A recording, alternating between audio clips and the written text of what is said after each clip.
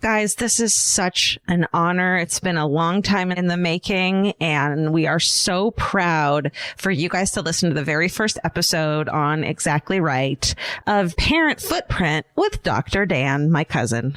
This is hosted by Dr. Dan Peters, Georgia Hardstark's cousin. Thank you. He is a psychologist. He's an author, and he's a father with over 20 years experience. And he helps caregivers parent with purpose while striving to be the best version of themselves. Dr. Danny to me is just he's always been the loveliest, warm-hearted, kind person, even when I was a bratty little kid. So he's the perfect guy to tell you about how to parent. And this podcast teaches us all how to make the world a more loving, accepting, and compassionate place, one parent and one child at a time. The first guest on this episode, which is about reparenting yourself, is none other than our own Georgia Hardstark. That's me. I had so much fun recording this with him.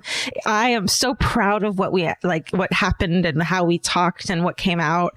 And I really can't wait for you guys to all listen to this. I really hope it helps people, and I think you'll love it. So enjoy the network premiere episode here, and then head over to the Parent Footprint with Dr. Dan feed for a new episode out today, with new episodes every Thursday. And plus, you can check out the full library of the show's past episodes with incredible guests and discussions and advice. There's so much to learn from Dr. Dan. It's incredible. Subscribe to the show on Stitcher, Apple Podcasts, or wherever you listen. And if you like what you hear, write a review. Please rate, review, and subscribe, you guys. It really helps us get Dr. Dan in the charts and on the main pages and all the cool things. And you can follow the show on Instagram, at Facebook, at Parent Footprint Podcast. Goodbye. Be kind to your little self. Be kind to your younger self. And that, to me, just has taken away a lot of shame. And what would you actually say to her or him? What would you say to them? You'd say, it's okay. You're going to be okay. You deserve empathy. You deserve to be paid attention to. And just to keep that in your mind over and over again.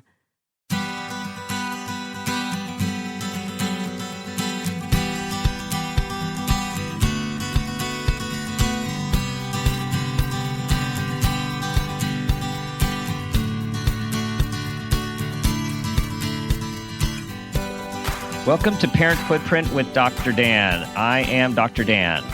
This show is about making the world a more loving, accepting, and compassionate place, one parent, one person, and one child at a time. The key to raising healthy and engaged kids is for parents to seek the same in their own lives while striving to be the best versions of themselves each day. No matter who you are or where you came from, with increased awareness, you can be purposeful about leaving a healthy footprint for your children, your family, and those you care about while living your life to the fullest. Okay, today's show, there's beyond excitement, beyond being fired up. This has been in the making for a while. This is our first show with Exactly Right Media. Big hooray. This is amazing. And also a really special guest who I am very excited to introduce right now. Today's show is called Reparenting, and we're going to talk about this with our guest, Georgia Hardstark. Georgia is the co-creator and co-host of the hit true crime comedy podcast, My Favorite Murder, along with Karen Kilgariff, where her show has broken download records and sold out live shows worldwide. Georgia is also the co-author of Stay Sexy and Don't Get Murdered, the definitive how-to guide. She's appeared on multiple cooking channels, written for Elle and Food Network Online, and was twice a guest narrator on Comedy Central's Drunk History. I highly suggest you watch those shows. And finally, she is the co-founder and co-CEO, along with Karen, of Exactly Right Media. I would like to give a warm welcome to my cousin, Georgia Hardstark. Dr. Dan! You've never called me that before, ever. I'm going to do the best to be respectable and not call you Danny. Well, I think you got to call me, who I am. So most of our listeners have never heard that, me being called Danny before. I can tell you that when people come into the center, people from my long ago past or call in, office staff love it when someone asks for, hey, is Danny there? So you got to call me whatever you want to call me. I'm going to be respectable. Yeah. So this is, so first of all, welcome to all the murderinos to the show.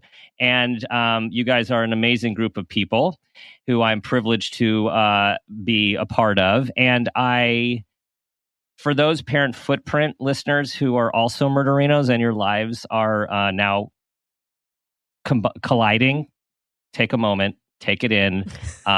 You are a member of both tribes, and that makes you super, super awesome. Yeah. Yeah. Okay. And also before we go, we're going to get launched into a great conversation.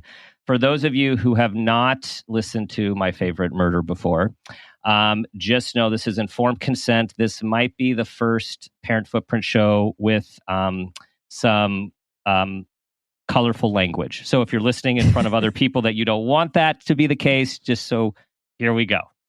Okay. Again, I will do my best. Well, no, you got to be you, right? You got to be you. Okay. So there's no censor here. Well, we got Phil, but he doesn't censor us. Okay. So, gosh, where to start? I guess the first thing I want to say is when you invited us to your show long before COVID at the Davies Symphony Hall in San Francisco. I've only been outside that place. I've never been in that place, and it's a pretty amazing place. And then going into the auditorium and seeing the people, just for you and Karen, the people like love you in a way that is like just there's such this heartfelt connection between you guys and the Murderinos. And the show was awesome, but seeing the just the relationship and seeing you up there and seeing people screaming and on their feet, I just have to say, I was so taken. And I hope this sounds right, but I was so proud. Like, I was so proud of you and of Karen and what you guys have created. Thank you. It's crazy. And we feel the same way about our listeners. Like they always are like, I feel like you're my best friend, even though you don't know who I am. And it's like, yes, we are. And we know who you are. You're us. Mm-hmm. And because it's such a huge, young women and, older women and we who have been through the same or similar things that we have. And it's incredible. It's unexpected. Every time we walk out on the stage, it just feels so great. And when my family's in the audience, I'm proud too, because I know you guys are, and you know what I've been through, and who'd have thunk it, for sure. Yeah. Yeah. Well, and part of your, besides the show is, like, it's intriguing. When I say the show, also the podcast, of course, like intriguing, right. The mystery, the humor. So of course people are connected on having that same interest and that same intrigue, and it's you guys, the secret sauce is that you guys are so open and authentic with who you are, where you've been, and such advocates for mental health and healing and wellness and lack of reducing stigma of all of that stuff, which is why, of course, we're doing this together and why we're so excited to be part of your and Karen's network and Exactly Right Media is to be able to be part of this really important discussion for people to feel okay being who they are wherever they are on their journey. Yeah. And it's totally a journey. And I think that it's always going to be. And, I don't have kids. I'm an awesome auntie, and I probably won't have kids 98%. But it is like the reparenting part is so important to me, and being a good role model for my nephews and my friends' children. And I definitely am an advocate for therapy. And it's so funny because everyone says that, like, you're so open about it, but it was never a conversation or a thought. I think Karen and I are just those types of people, and I don't have any. And I think maybe you can understand about being Jewish. It's like by law, you have to be in therapy, and it's not a stigma. Or be a therapist, or both. Right? Yeah. Exactly. Yeah. Exactly. Yeah. And I've been in it since I was 5. So it's just not weird to me. And like the more we do the podcast and talk about it, the more it makes us want to talk about it, because it's so clear to us that it's helping people. And if that's all that's taken away from us in my life, then I'm happy. Was it scary to first share, or was it more like it just happened because you are a really open, authentic person? Yeah, it was never scary. I mean, there's some parts of it and in the book, I had to really open up because it's a memoir. Mm-hmm. We want to talk about our lives. And Karen and I, there it is. Stay sexy and don't get murdered. And we're actually writing a new one. We just got to announce it. Oh, nice. But yeah, it's a memoir, and you don't want to tell the same stories you've told on the podcast. Mm-hmm. And so you have to be really vulnerable. And there are stories that I'm like, well, how will people react to this? But it's only been positive. And the people who are negative about it don't matter to me. Mm-hmm. So I feel like the more I share, the more rewards I get. Mm-hmm. And not reward, like more rewarding it is in my life. Mm-hmm. And that has just made it. And then every time I learn something in therapy, I get excited and I want to share it. And it's like, did you guys know that you can be a gray rock and let things slide off of you? It's crazy. So it's always been exciting. Yeah. And so being a seasoned consumer of therapy, a client, there are an array of different types of therapists, and just like any people, and an array of different approaches, and also depending on people's ages.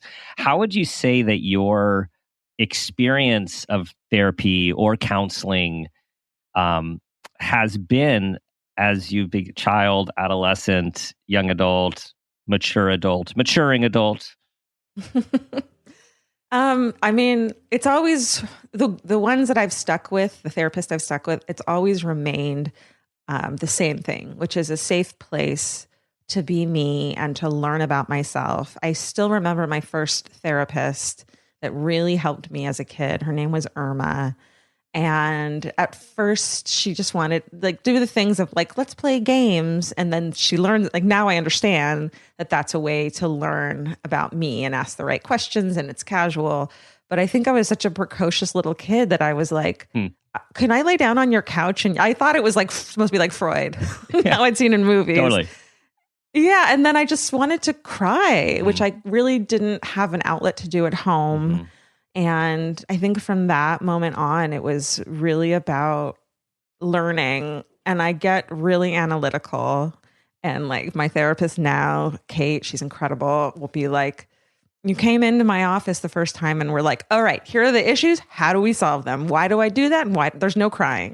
Yeah. And I had to slowly learn to open that up, and that it's okay. It's part of the process. Mm-hmm.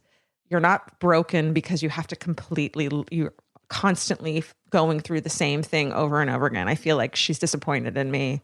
But it's not the case. And so between Irma and Kate, there's been a myriad of therapists, the ones I feel comfortable with and share with, that I wouldn't be who I am without them.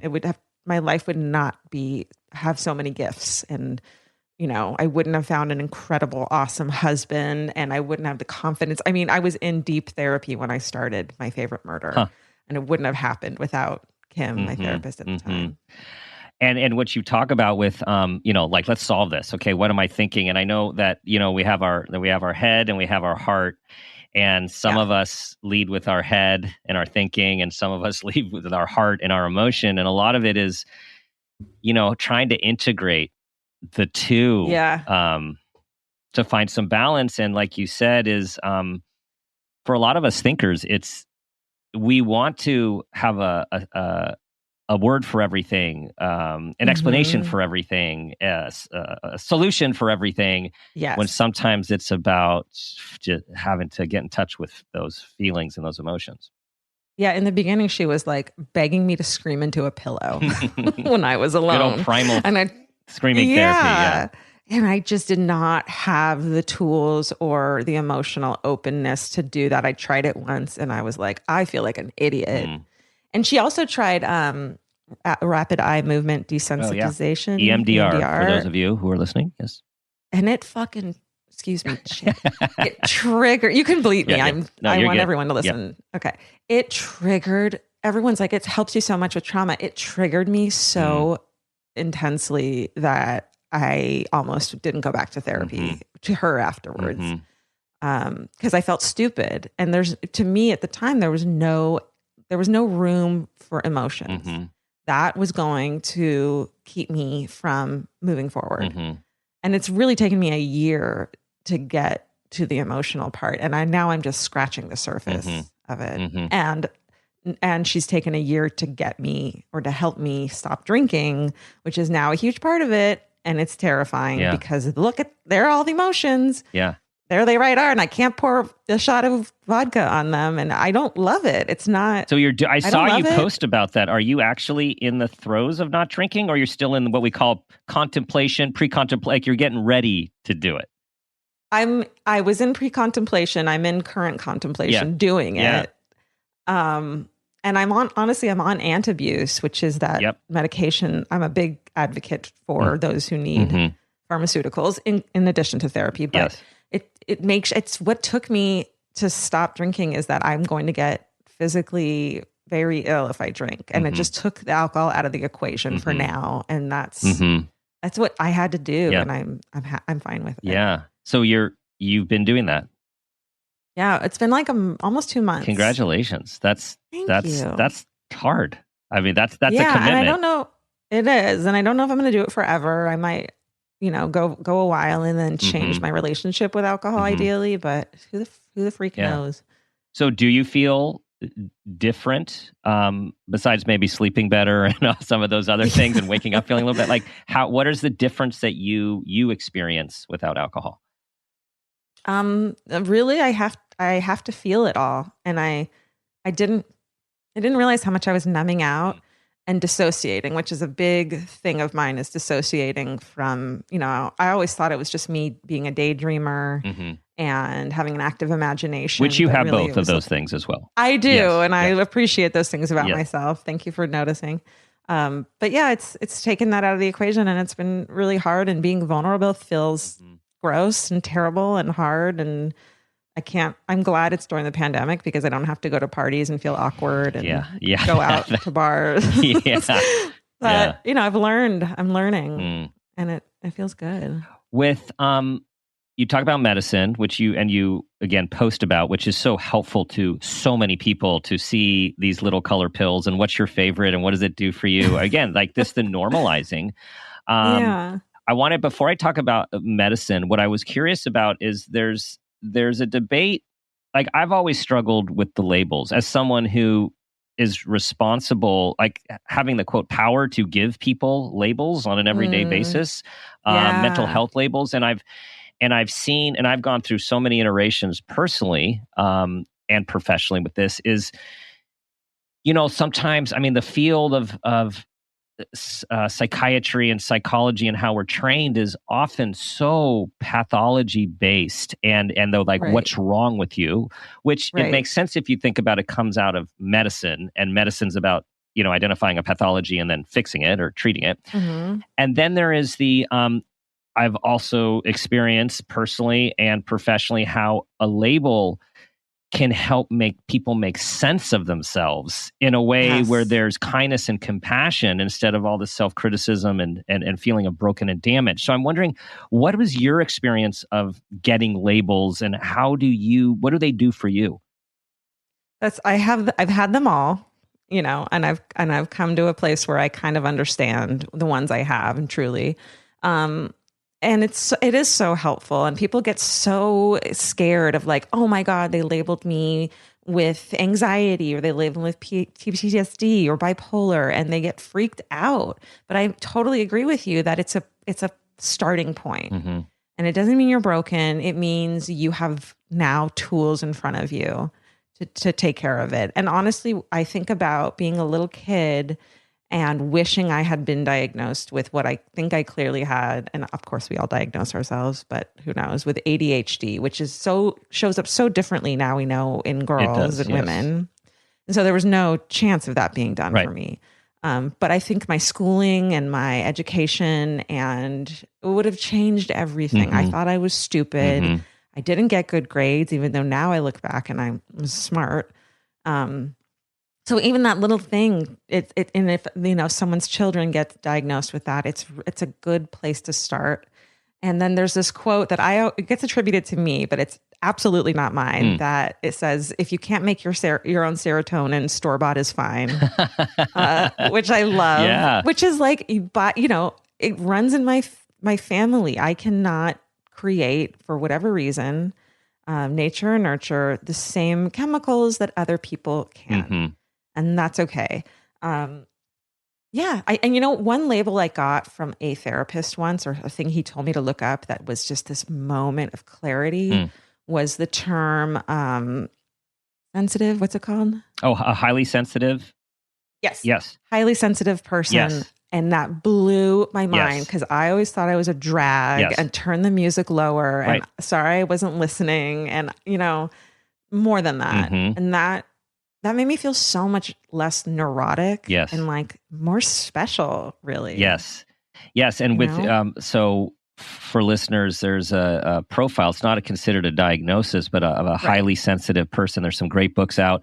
It also can go with something that is a label, sensory processing disorder or sensory processing issues. And it's where your sensory system is overwhelmed and overloaded by sound, sight, taste, people, chaos, and also a subset with the highly sensitive people are really empathic as well and are picking up on other people's emotions. And it's just it's like you don't have this defense, right? It's almost like, where's my armor? Like, it's just, I'm penetrated, and it can create a lot of behavior, especially for kids, a lot of difficult avoidant or reactive behavior where this is a primary cause. That's so interesting to me. It makes total sense. And, I always hate being like, I'm super empathetic, because I feel like it's a big brag and everyone wants to be that way. Yeah. But, it's not a brag. It's just a state. Mm-hmm. And I can recognize it in my friends and certain people that I'm close with now, and this bond that we have. And I would never want it to be any different. I just need to know what my triggers are. And then it just made it so it was okay, instead of being, I have to leave a friend's house or a party or because it's too much. Right. And that it's okay. It's just it's caretaking yourself instead of forcing yourself to be normal. Yes.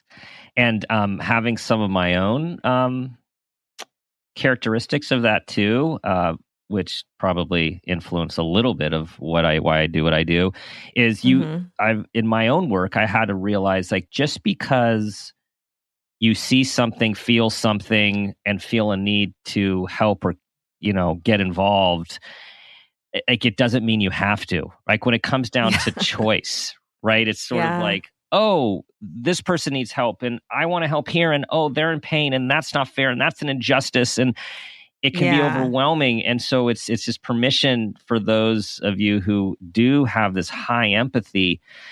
It's learning these boundaries, these physical boundaries and these emotional boundaries, to be able to live with it. Yeah. Well, I think also we're both Geminis, right? So We are. There's got to be something there. There has to be something there. And that actually brings me to something else that was on my mind to talk to you about, and to mention to you, is in reading your book and seeing what you were going through at 13, in rehab. And, we had a different conversation. We were like, yeah, you might have known what was going on. And I read that, and I know I'm not alone in our family to read some of the stuff that you went through and to feel talk like empathy, compassion, and feel like guilt and regret. Like, where were we all? Like, we, and what I related to the age, I was thinking back, particularly that time in life, we'd see each other at Hanukkah parties, we'd see each other at family gatherings, at bar and bat mitzvahs, at weddings, and when we were all younger, there was far more get-togethers. But being for listeners, we are 10 years apart, almost to the day. We're 1 week, 10 years in 1 week. And as you talk about so eloquently, that you describe wonderfully all the decade that you grew up in, which was, slightly different than mine. I was thinking, wow, like, you were 13 trying to survive the OC, and I'm living in San Francisco in graduate school. And like, what light year different experiences.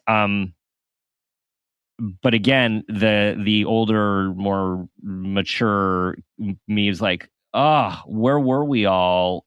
Why you guys? Where you were struggling so much? I feel guilt because we all have to feel guilt. Yes, we do. That I put that on you guys. I really didn't expect the family to read that book, and I think that's good because I would have written it differently had I known. But I feel guilt like putting that on you guys because it's not your. Did you get other feedback? I mean, have other people said stuff to you? Yeah, my mom was pretty upset. Yeah. Okay.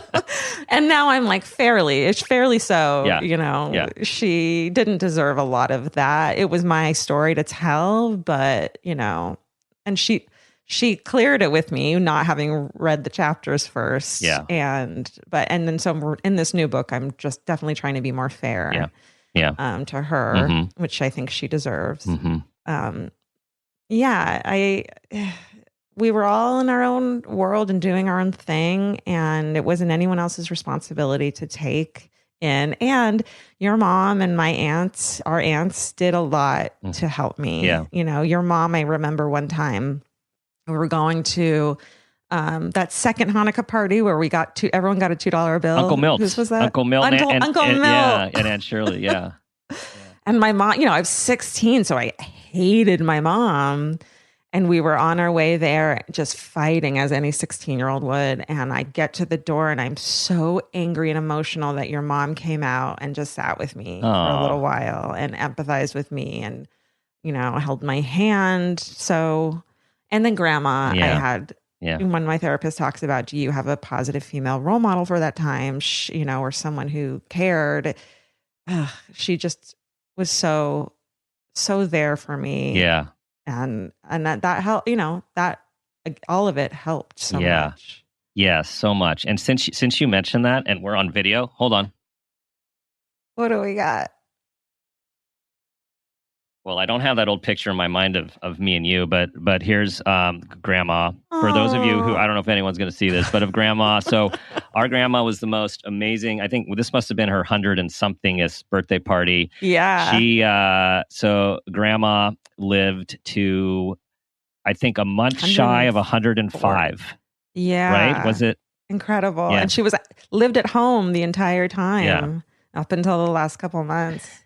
Yeah, so she, the matriarch, the glue, and the I know with all of us 10 cousins, is like such a important part of our heart. And as we always talk about, she had that amazing ability to make everyone, like her own kids, her kid's spouse, cousin spouse, like everyone thought they were like the most special person to her. I'm so glad Vince got to meet her, and every single time she'd see him, this is what she'd say: "Oh, you're so tall," which I think he loved every single time. It was so sweet. Oh, she's still with us always. I gave her a little bit of a New York accent there, which she didn't have. But she had little old Russian, old timey. Yeah, exactly.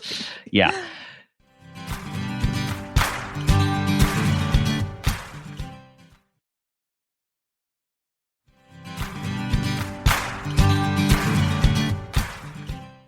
So the idea of reparenting, tell us what this means to you and what this process has been like for you.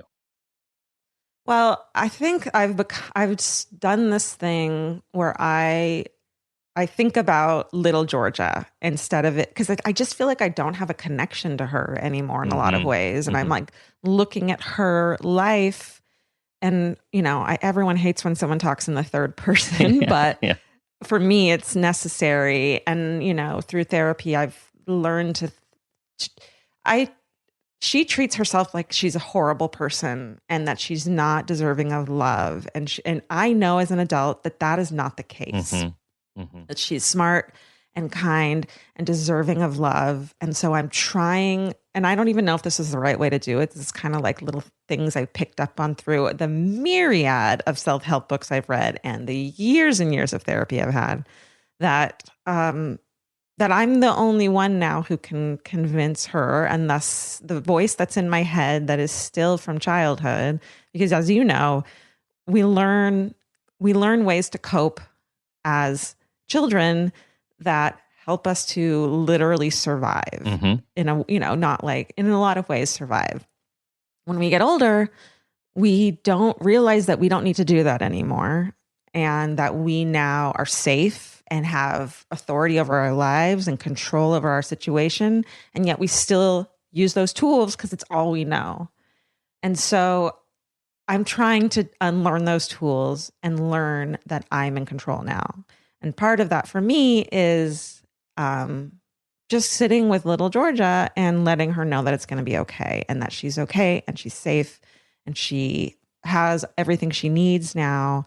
And even like 20-year-old me who had no clue what it was going to be like at 40. And I'm always like, there's this part of me that's always like, gosh, 13-year-old Georgia would not believe it. And 25-year-old Georgia would lose her mind if she knew what she was going to be like. But just let it be okay, and to not have shame. The shame of going to rehab at 13, which isn't my shame. It's circumstances. And it was what I freaking needed. And then that's like 13-year-old, 14-year-old Georgia quit meth. Like that is insane to me. That is a feat. And so feeling pride and sadness for the fact that she had to, is just for me the way to then, push it up the line and be like, well, that was you, even though you don't feel that connection. So it's when, part of it.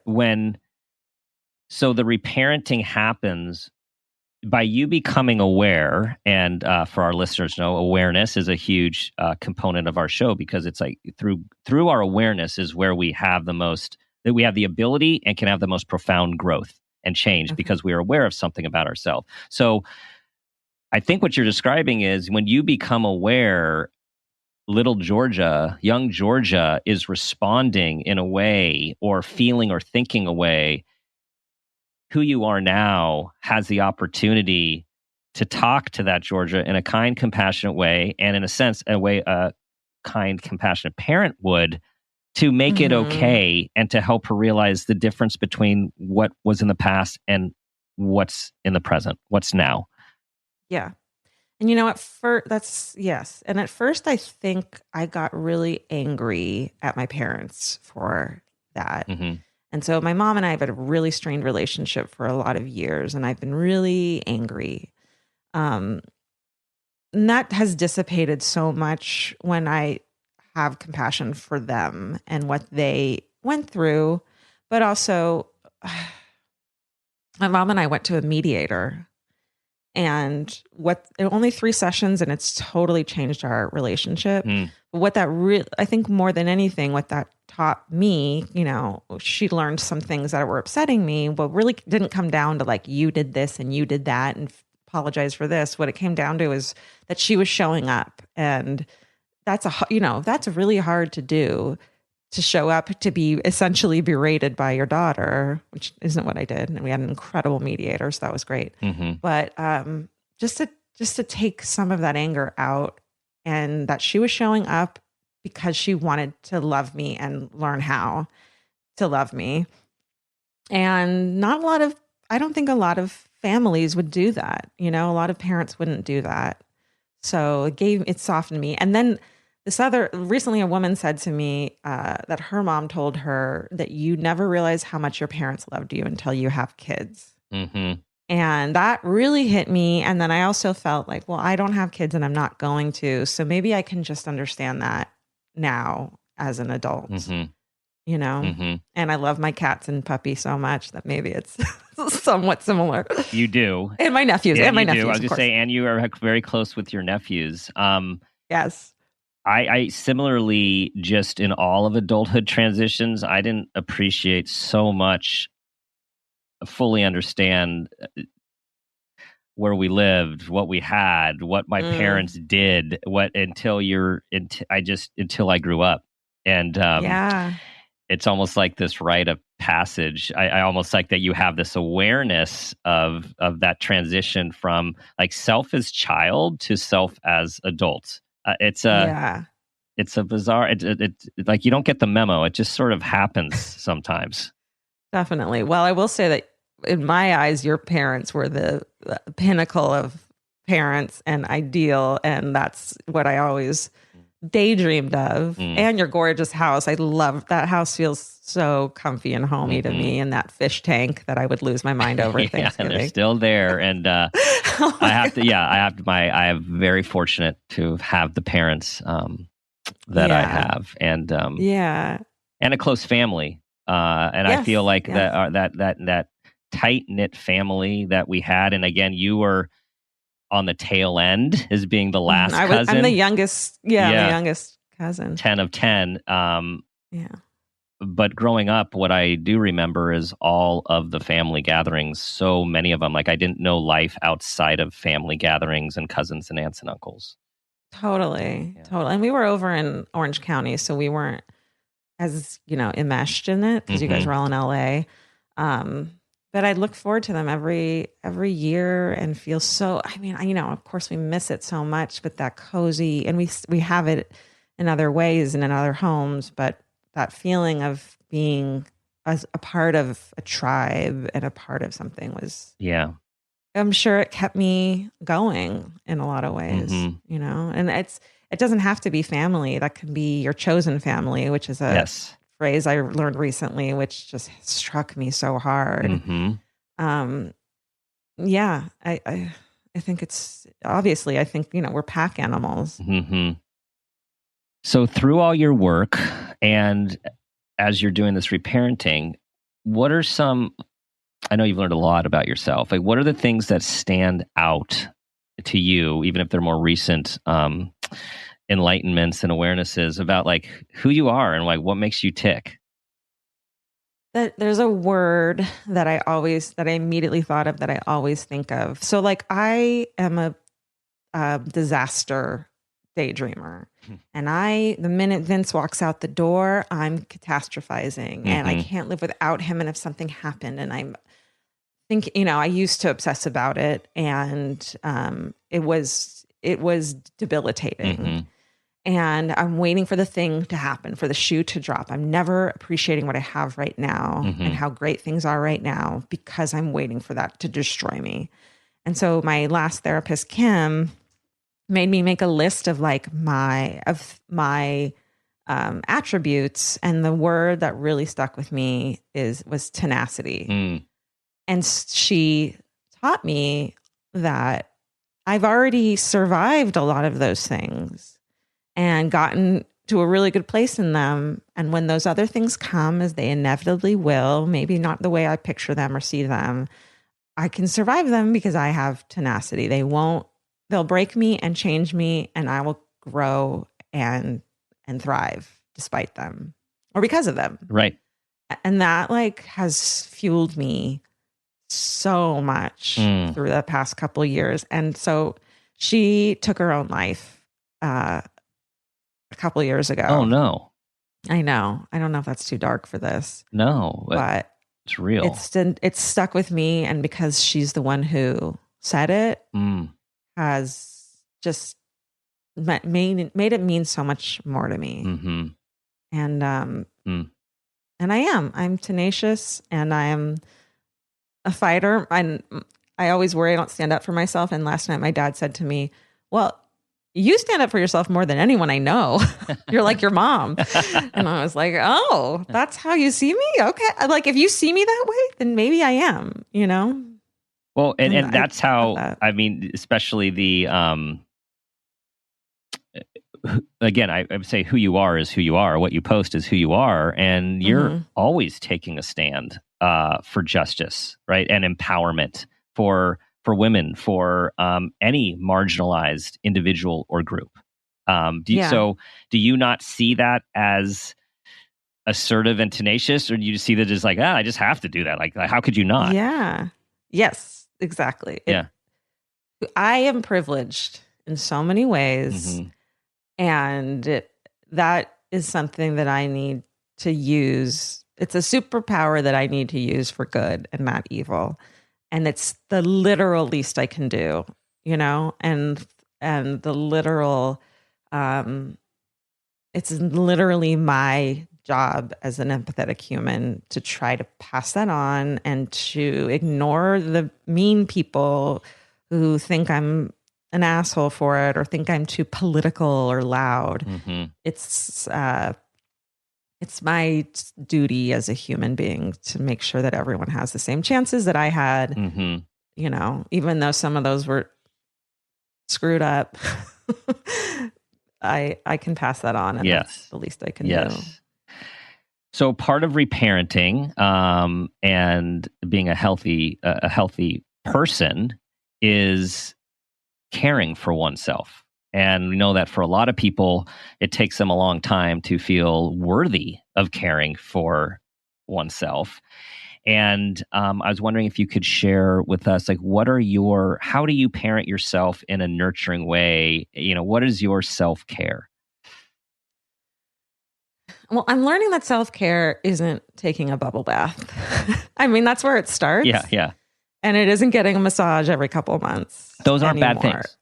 No, those are great things. And whatever yours is, that's a great place to start, because I think the bigger things and the bigger pictures in life are hard to do. And so the first steps are so necessary. But I think mine is just, and this is such a work in progress and always will be, but not bullying myself. My default voice in my head is that, excuse my language, you're a piece of shit. You suck. You're not doing enough. Your friends hate you. They're doing you a favor by hanging out with you. You know, Vince is going to leave you. You know, it's all the negative. And I never even noticed. I thought that was good for me and fueling me to move forward and to, like, you know, be more aware. But really it was making me never joyful. I never felt joy.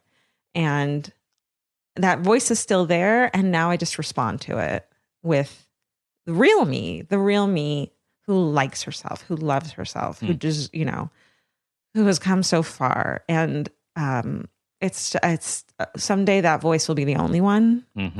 I hope. But I have a mantra of when that voice comes in, that negative voice of, it's okay, everything's fine. And slowly it becomes, shut up, you know? Right. I think I've put a face on that voice, which is the girl who bullied me horrifically in elementary school, that little brat, Amy, and pantsed me in front of my entire class. She was a terrible person, and I told her so on Facebook recently. And that's her. And why am I still letting her in my life? You know, I escaped her. Why am I still letting her? And I think that the response to get away from her was the drugs and the bad behavior to show that I was a badass and you couldn't hit me anymore. And I did. And so instead of punching her right in the face, which I kind of wish I had done, bullying is bad, but sometimes swift punch to the face works. No, I'm sorry. I shouldn't say that. But I turned it inward. Yeah. And I'm trying to unlearn that. I'm trying to unlearn that. And so it's important, everyone, what Georgia's saying here is a lot of times when we talk about self-care, it is like bubble baths, massages, walks, yoga, mindfulness, meditation, reading, talking to friends. I mean, these are all very important traditional self-care. Did you say breeding? Yeah. Reading. Reading. You're big. You're big on reading, right? Oh, reading. I thought you said breeding. Oh, no, not breeding. Maybe not so much. Reading. Yes. Okay. Reading. Yes. I love reading. Yeah. Reading. Okay. You're a reader. But what you're talking about talk about reparenting and self-care is being kind and accepting to yourself, caring, truly caring for yourself. Yeah. Because you put so many, you do it for so many other people. If your friends talked to themselves the way you talk to them yourself, or if you talk to if someone else talked to your friend or my husband the way I talk to myself, I would go ballistic. Yeah.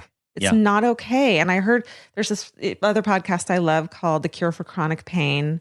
And she says this one thing recently that really struck me, which is if you were sitting in a cafe and two women walked in and one of them were speaking to the other woman the way you speak to yourself, you would, Yeah.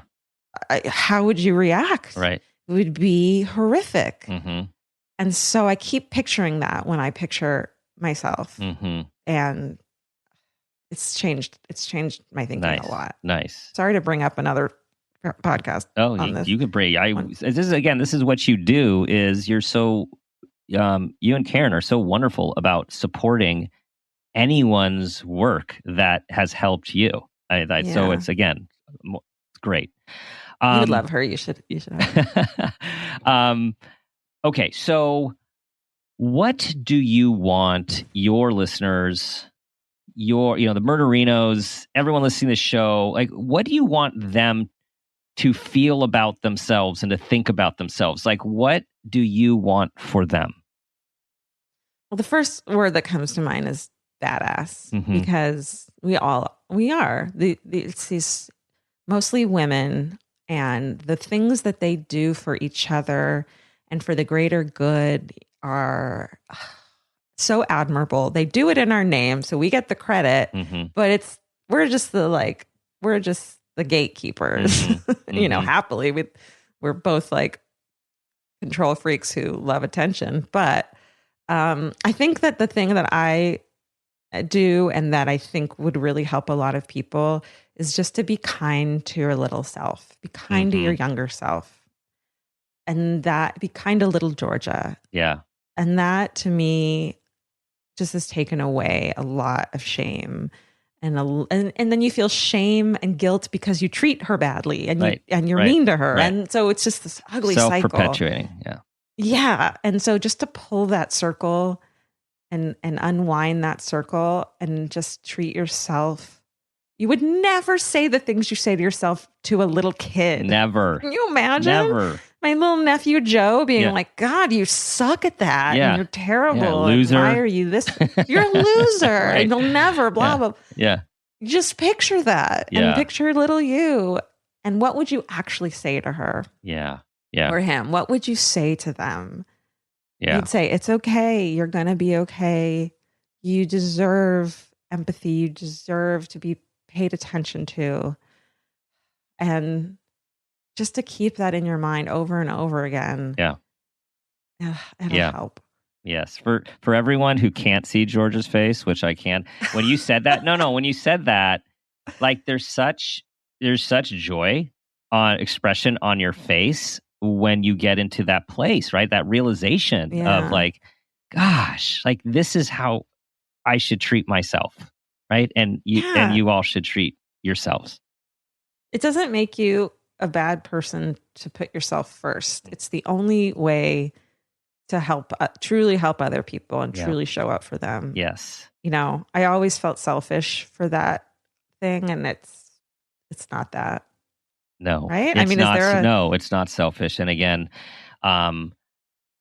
it's actually key to a premise of this show, which is to raise healthy people, to raise the next generation with health. We have to be healthy ourselves and focus on our own health, self-care, and live life to the fullest, because that's how we raise health. They see us, we're better able to show up for them.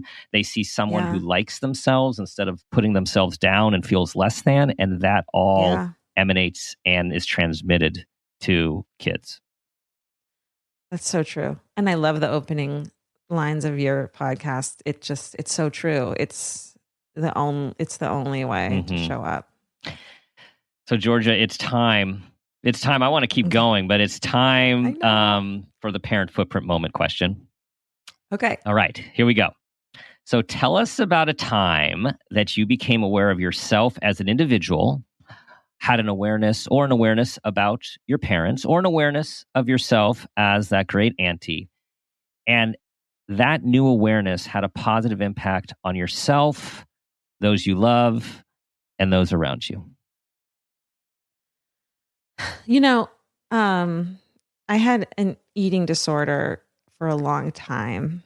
And then I met a guy who I ended up being with for 5 years, who was a really great person. And he was a dad to a 10-year-old daughter who became part of my life.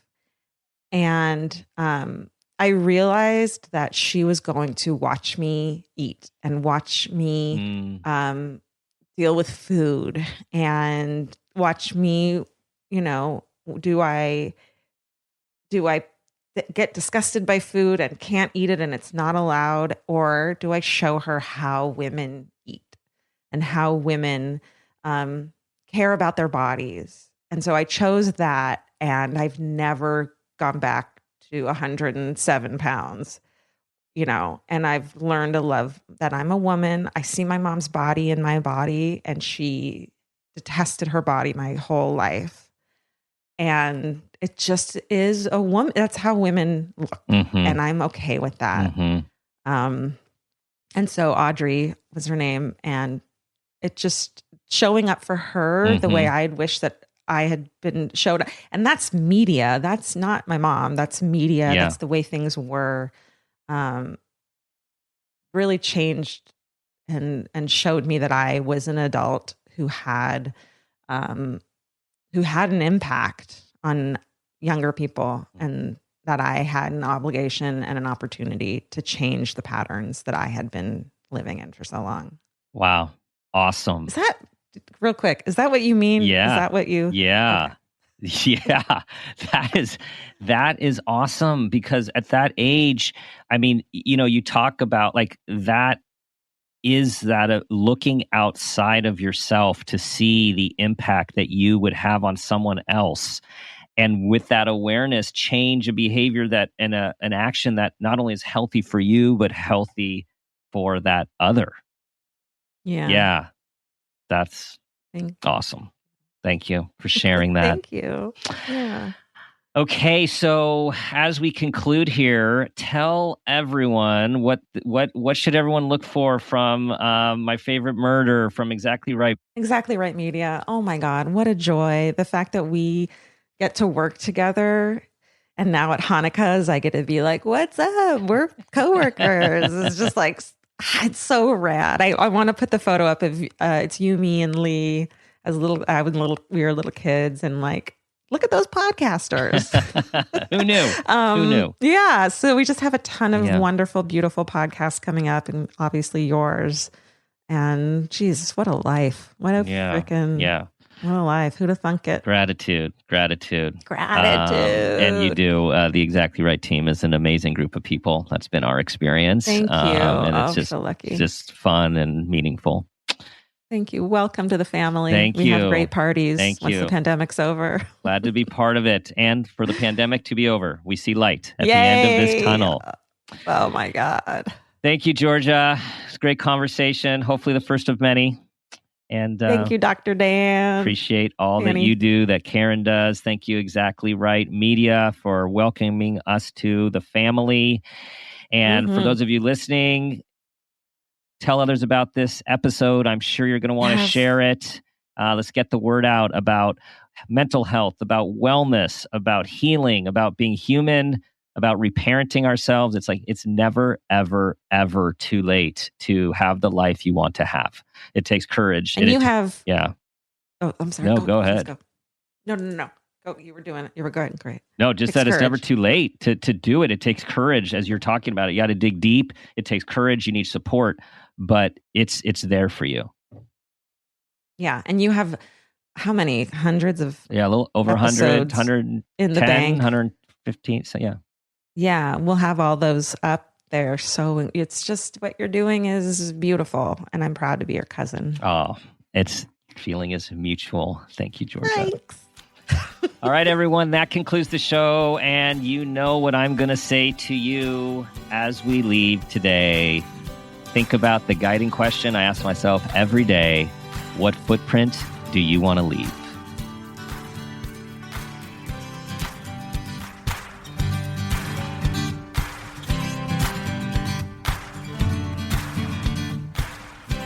This has been a Peters and Rossi production.